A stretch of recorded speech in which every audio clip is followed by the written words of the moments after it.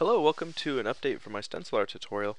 Uh, I'm going to be pretty much doing the same thing I did last time. I'm going to go through all the steps I do to make a stencil art painting. Uh, Mainly trying to focus on the differences between the last video I made. I've updated a lot of techniques and materials that I use and different things like that, and I figured, there's room for improvement in my last tutorial. See if I can make a slightly better one. So this video is going to focus on image breakdown. In my last tutorial, I talked about how I would just print the same image a whole bunch of times, then cut out each color. I've stopped doing that. I have started breaking each color into its own layer, printing them. I've started using transparency sheets as my stencil material, and printing the same image a whole bunch of times wastes a lot of ink, and I got sick of doing that. And it also kind of muddles up the transparency, and I would rather not do that. So we're going to be using this image of Twilight. I've already broken it down into all the layers, but I'm going to show you on layer 4, which is her fill color for her hair. I'm going to just go through that real quick to show you what I do. So you select the layer that has your original image, magic wand tool, and just start shift selecting all the color that you want to fill in. We got some down here. I'm going to zoom in for these.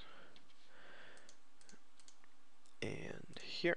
Okay, and that's all the sections that we want to fill in. Go to the layer where you're going to be painting. Get your brush, B for brush. Get a color swatch. Get the color that you're going to be painting. And I like to turn off the image that I selected from to make sure that I fill it in all properly. So there it is. And now I'm just going to go through each of the layers that I'm going to be working with, and the order that they're going to be going down. So this is the outline that I use. It's the outline of Twilight's body. I go ahead and just paint the entire body area, and then I'll put the lighter color on top. And that's just so I don't have to deal with islands. So I do that one, then her main fill color, then the hair outline color, then the hair fill color that we just made. And now I start using multiple colors per sheet. Here I've got the pink in the hair and the mane, and the darker pink magenta for the inside of the mouth. The next layer is the purple in the hair and the orange for the tongue. Then the eyes and the white for the teeth. Finally, the last little details that you have to fill in, like the ear crease, the nostril, and the blue outline for the teeth.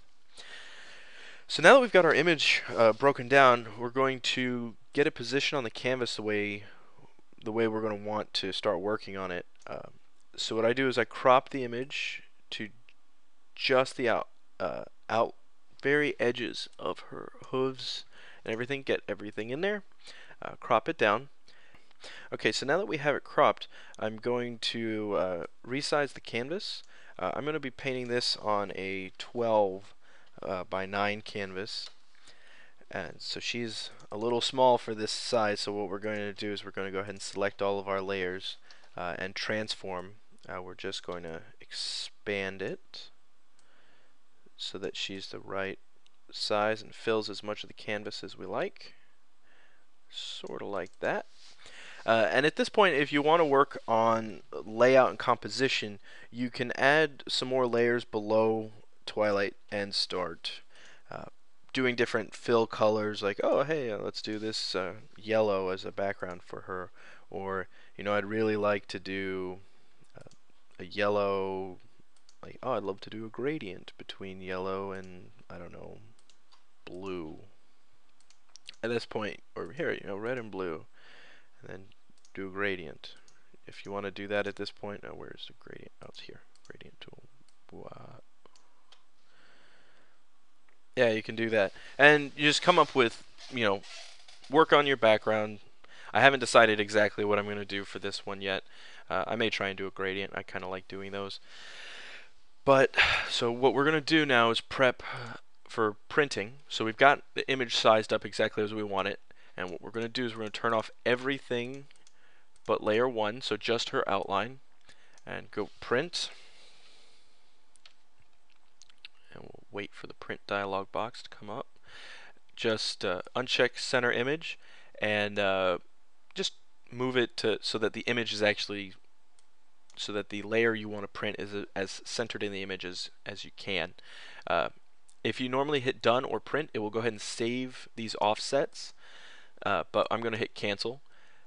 Then just choose your next image or your next layer and say file print, just like before. And again, wait for the dialog box. Move it to wherever you want. So now we're going to do the hair.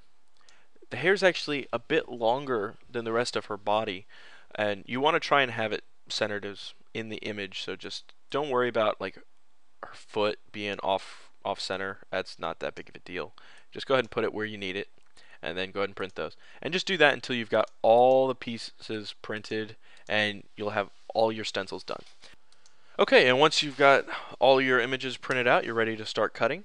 That's going to be it for this video. I will have a video probably cutting out the same piece of the hair, this kind of navy color, so I can show you how I do these little lines in the tail and the hair. That's probably one of the more difficult things to cut out, just to make sure that you keep them right and get them stuck down properly. I will be filming and taking pictures along the way as I paint, so you can sort of see the whole image come together. And that's it for breaking down your image. The next step will be cutting. I'll have a video for that pretty soon.